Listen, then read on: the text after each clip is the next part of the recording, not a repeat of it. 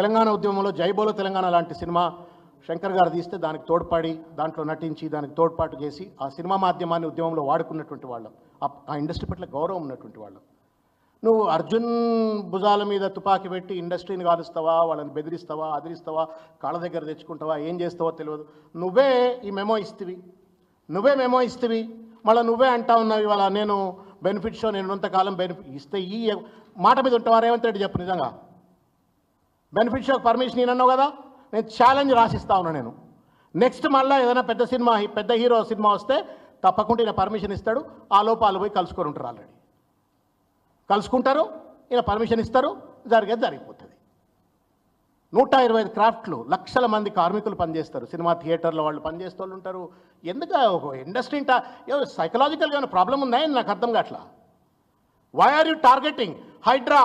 పాపం పేదోడు ఇళ్లలో ఉంటే వాళ్ళని టార్గెట్ చేస్తేవి, మూసి పేదోళ్ళు ఇళ్లలో ఉంటే వాళ్ళను టార్గెట్ చేస్తేవి, లగచర్ల బాధితులు వాళ్ళను టార్గెట్ చేస్తేవి.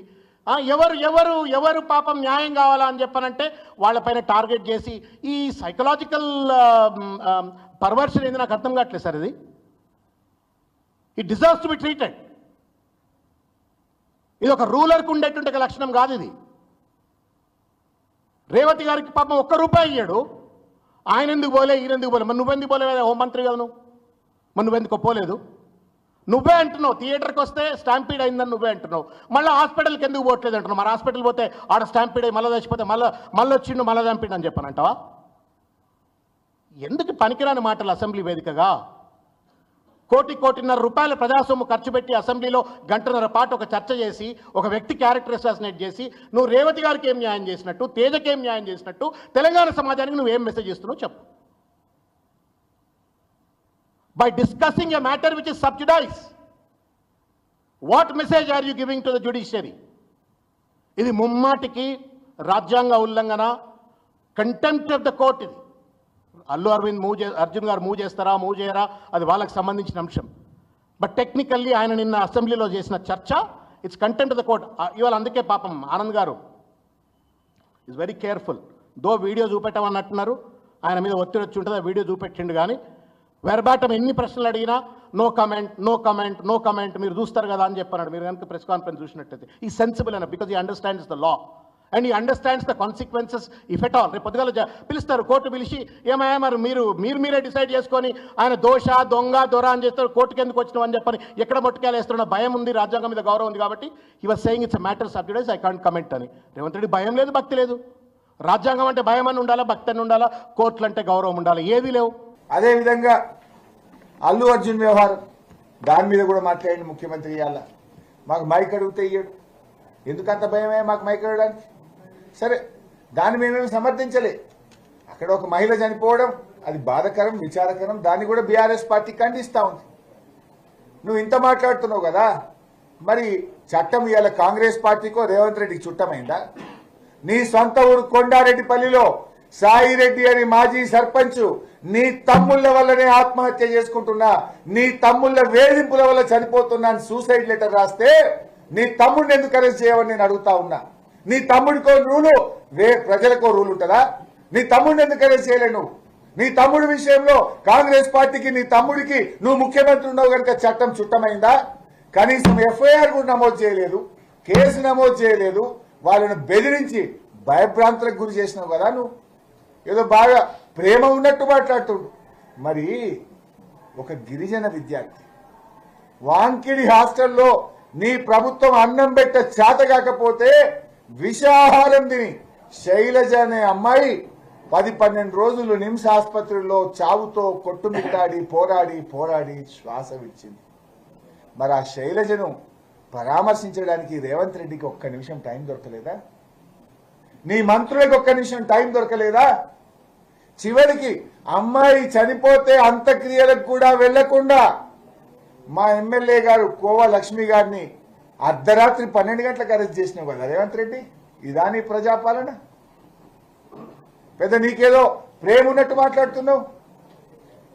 సరే, దురదృష్టకరం. ఆ సంఘటన ఎవరు చనిపోవాలని కోరుకోం, కానీ ప్రేమ అందరి మీద ఉండాలి కదా. నీకు అవసరమైతే ప్రేమ, లేకపోతే విషమా? శైలజని ఎందుకు నువ్వు పరామర్శించలే? శైలజ కుటుంబాన్ని నువ్వు ఎందుకు ఆదుకోలేదు? శైలజ అంత్యక్రియలకు మా ఎమ్మెల్యే గారిని పోనీయకుండా ఎందుకు అరెస్ట్ చేసినావు అని నేను అడుగుతా ఉన్నా. రేవంత్ రెడ్డి అంతా కూడా మొసలి కన్నీరు డ్రామా. అవసరానికి పాట పాడతాడు, మాట మాట్లాడతాడు. ఆయనలో నిజాయితీ లేదు. 4 గోడల మధ్యన క్యాబినెట్లో కూర్చొని ఎవరిని ఎట్లా లోపల పెట్టాలి, ఎవరి మీద ఏం కేసు పెట్టాలి, ఎవరిని ఎప్పుడు నూకాలి, ఇది కాదు ప్రభుత్వం చేయాల్సిన పని. ప్రభుత్వం చేయాల్సిన పని ప్రజాహితమైన పని చేయాలి, ప్రజలకు మంచి చేసే ఆలోచన చేయాలి. ఎప్పటి నుంచి మరి కొత్త రేషన్ కార్డులు ఇవ్వాలి, ఎప్పుడు పెంచిన పెన్షన్లు ఇవ్వాలి, ఎప్పుడు 6 గ్యారంటీలు అమలు చేయాలి, ఎప్పుడు 420 హామీలు అమలు చేయాలి. బీసీ డిక్లరేషన్లో చెప్పినావు, రైతు డిక్లరేషన్లో చెప్పినావు, విద్యార్థి డిక్లరేషన్ అని చెప్పినావు, ఎస్సీ ఎస్టీ డిక్లరేషన్ అని చెప్పినావు. వాటిలో చెప్పిన మాటలు ఎప్పటి నుంచి అమలు చేస్తావో గవి చర్చ చేయాలి క్యాబినెట్లో. గవి ఏవి లేవు. మీరు చూస్తున్నారు ఎంత ఎంత ఎక్కింది అహంకారం నెత్తికంటే. మొన్న మీరు చూసిండ్రు ఢిల్లీలో ఇండియా టుడే అని ఒక టీవీ ఆడ చర్చ పెట్టింది. రేవంత్ రెడ్డి వేయండు. పోతే అక్కడ అడిగినరు వాళ్ళు, ఏం సార్ నువ్వు ఎవరిని పడితే వాళ్ళని జైల్లో పెడుతున్నావట, ఏం సంగతి అంటే, నేను ఎవరిని పెట్టినా అన్నాడు. మరి లగచర్ల రైతులను పెట్టినావు కదా, 30-40 రోజులకి వెళ్ళి వాళ్ళు ఉన్నారు కదా అంటే, వాళ్ళు కొట్టినరు, కలెక్టర్ని కొట్టినరు మాట్లాడతాడు. కలెక్టర్ ఏమో నన్ను ఎవడు కొట్టలేదని చెప్తాడు.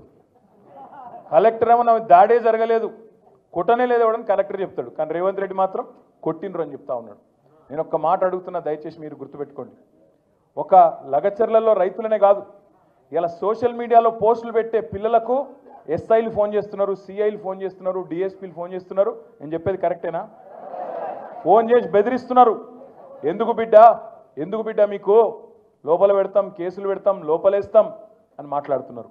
ఇప్పుడే ప్రవీణ్ గారు చెప్పినట్టు కోస్గిలో మీరు ఇక్కడికి వస్తుంటే, హైదరాబాద్లో మీ పార్టీ ఆఫీస్కి మీరు వస్తుంటే, మీ ఇంటికి మీరు వస్తుంటే ఆడబెట్టి మీ మీద పీడీ యాక్ట్ పెడతాం, లోపలేస్తాం అని బెదిరించుడు. దాంతోపాటు ఎల్ఎన్టీ ఎల్ఎన్టీ అనేది ఒక పెద్ద కంపెనీ, హైదరాబాద్లో మెట్రో కట్టిరు. ఆయన మొన్న మదినప్పుడు హైదరాబాద్కి వచ్చిండు. వచ్చి ఆయన విలేకరులతో మాట్లాడుకుంటూ ఒక మాట అన్నాడు. ఏమన్నాడు? ఈ ఫ్రీ బస్సు పెట్టినాక మాది కొద్దిగా తగ్గింది గిరాకీ అన్నాడు. అంటే రేవంత్ రెడ్డి ఏమంటాడు ఎరికేనా, నూక్కుని రావని లోపల అంటాడు. అరే అది ఉన్నట్టు చెప్పుడు కూడా తప్పేనా? చెప్పుడే కాదు, ఇండియా టుడే టీవీలో చెప్తుండు. అని నూకుమన్నా నేను నూకుమంటే వాడు బొంబాయి వారిపోయింది అంటుండు. అంటే నీకు ఎవరు ఖిలాఫ్ ఆఖరికి పాపం. కానీ ఇది ఏం తప్ప? ఇంకా యాక్టరు, సినిమా యాక్టరు, ఈయన పేరు మర్చిపోయాడు. ఆయన చెప్పేటప్పుడు పేరు మర్చిపోయాడు. తెలంగాణ సీఎం అని చెప్పి అడిగి చూసిండు కొద్దిగా. మనోనికి ఆయన ఎక్కడో తలిగింది. అయితే నేనేమంటున్నా, గింత అన్యాయం అని పేరు మర్చిపోతే జైలు పెడతావు. ఇక గట్లా తయారైండు మన చిట్టినాయుడు.